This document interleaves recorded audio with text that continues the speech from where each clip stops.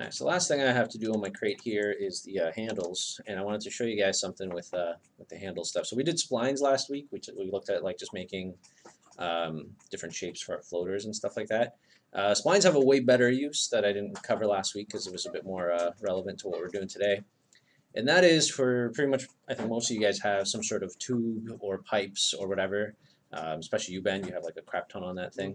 Now, modeling pipes sucks if you're making them out of cylinders or whatever, but unwrapping them is even worse. Anything that's tubey, swirly, wiry, whatever. But splines are where it's at. So if you go to your shapes menu and lines, just like you would with what we did last week, I'm going to create my handles with these guys. So I'm just going to create half of it for now. So I'm going to go my front viewport here, and I'm just going to create something that's going to go like I think they go like up, out, straight across, and then they're going to go the other direction, which, whoa, I can do that. I didn't know that. Cool, you could switch viewports midway. So this is half of my, oh, okay, give me a second here. So this is half of my my handle here, but let's say you're making a pipe or anything like that. The sweet thing about splines is if you go under the rendering section, there's a little thing called render in viewport, which will just make them 3D objects as tubes. And you can increase or decrease how many sides they have. You can make them 3-sided, 4-sided. There's even one here called rectangle, which sometimes the rectangle doesn't do quite what you want it to do, but you can adjust that stuff. But let's take a look at making a pipe, for instance. If I'm going to make just regular pipes, I could just make a nice 90-degree pipe. I can switch it to radial and add as many segments and change the thickness when I want.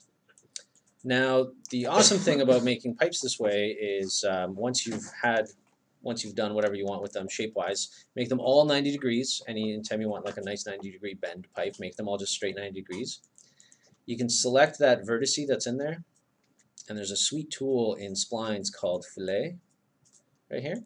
You click it, you click and drag, and it's going to make it a really nice, smooth bend for you. Huh? Looks like a bendy straw. Yeah, right. And whatever, you can make, pipes and stuff, right? If you want to make, whatever, crazy tubes or wires, right? Like hanging wires and stuff. Like we have some of those, right? You can model this stuff out in 3D, and just by having render in viewport, they'll be on there. You can adjust again how many sides they have, and there's a little thing in here called Interpolation, which will allow you to adjust how. Oh God, don't scroll that one up too high because it doesn't update as you scroll. How smooth they are. And the best part about these things ever is there's a little checkbox in here called Generate Mapping Coordinates. They auto-unwrap for you. So if you modeled this thing with a cylinder or any other method, converted it to an editable poly, if you had to unwrap this thing, it would be a nightmare. But the nice thing about splines is they're auto-unwrap for you, nice and straight. And so if we take a look at the checker pattern, it fits them into the square at first, so it's going to look really shitty when you first get there. But you're just going to have to unscale it, in the proper direction.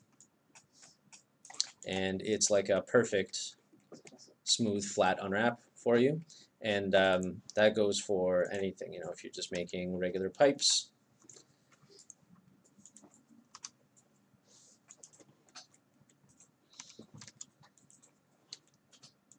Same thing, nice and flat, smooth unwrap. You just put a tileable texture on there, or bake it, whatever it is you're doing. It may do a little bit of stretchiness over bends, so you may have to just select some of your bends and just scale them upwards if you want. So it'll obviously squish them on the on the tight turns and stretch them on the top. So it'll be kind of up to you to decide, what you want to do with them. But the unwraps are done for you. It's a huge time saver. And again, they're awesome for wires, pipes, pretty much anything you can think of, which is really awesome. And the nice thing is, after you're done, before they're editable polys, you can still edit them and do all your stuff. So Really handy to know that stuff. But I'm going to use my use these guys to do my handles, and I don't know why they're quite doing some dumb stuff. It might just be because they're not flattened out.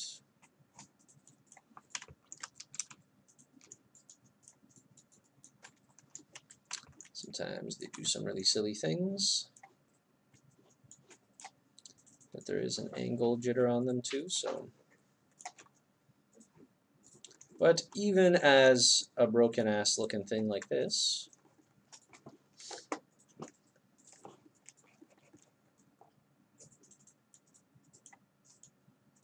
you know, I could still go in here once they're edible polys, and then just you know, scale all this stuff down.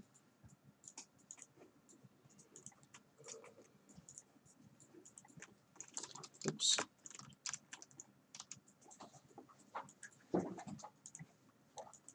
Planer, planer.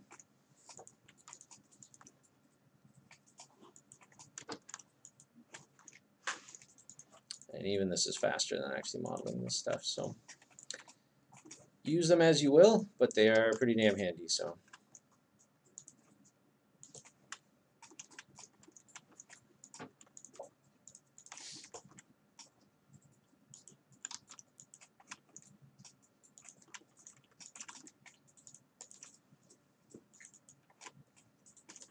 All right, I'll move my handles into place here.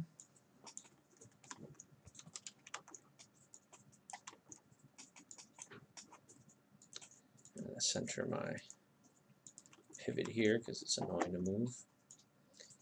If you guys are making an object, let's say you're making a box or whatever it is you're modeling. All right, so you're modeling, you're going to move the verts around, you know, do your thing, model it up. Now sometimes when you do that, you're going to move away from your original pivot point, which is super annoying to try and move your stuff. In the hierarchy panel, there's a effect pivot only center to object, which will just center the pivot back to the center of wherever your mesh is.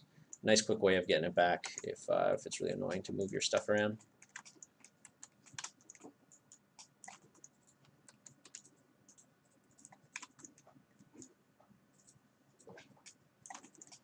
So I just move my handle into position here.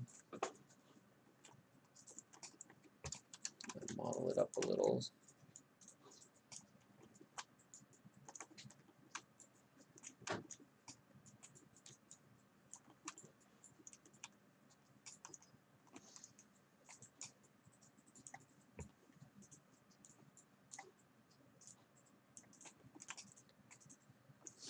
How far back do these guys go?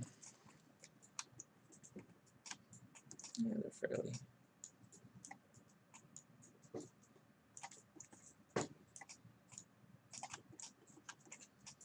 And then I'm going to symmetry it over.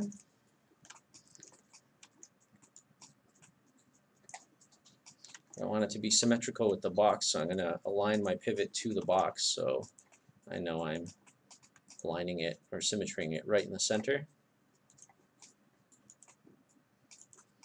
I have to find my angle here. Here we go. Oh, well, it's not flat. I did a really shitty job flattening this thing.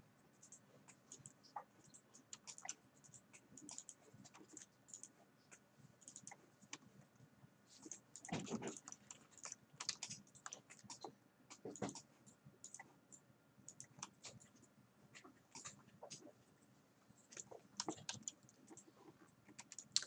want to adjust some of this stuff so it's nice and straight. I don't know what happened here.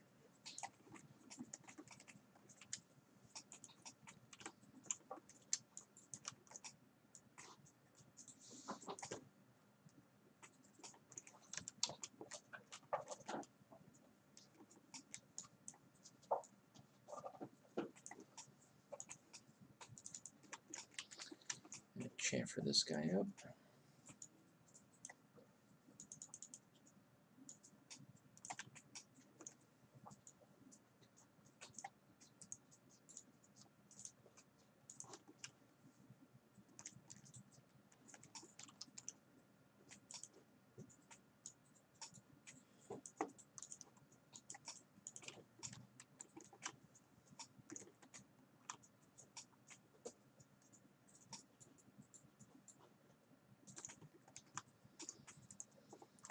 Convert that down to an editable poly, and move these guys down a little.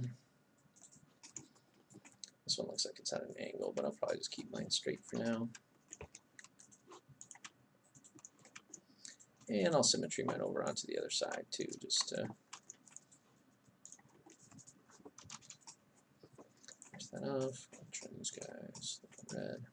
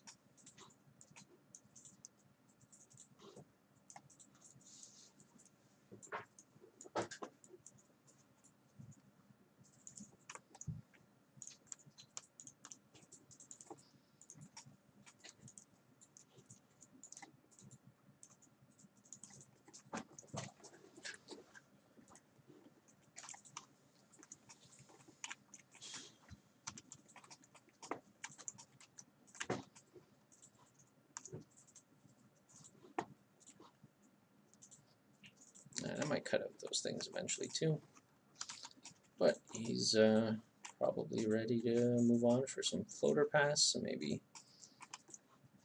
some more high detail pass. I definitely have a lot more to do.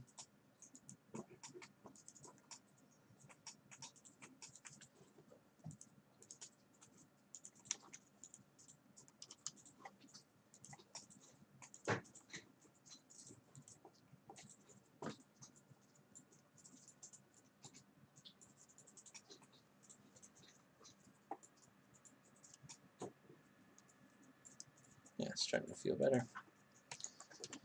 Cool. And that is it for the box for blocking out.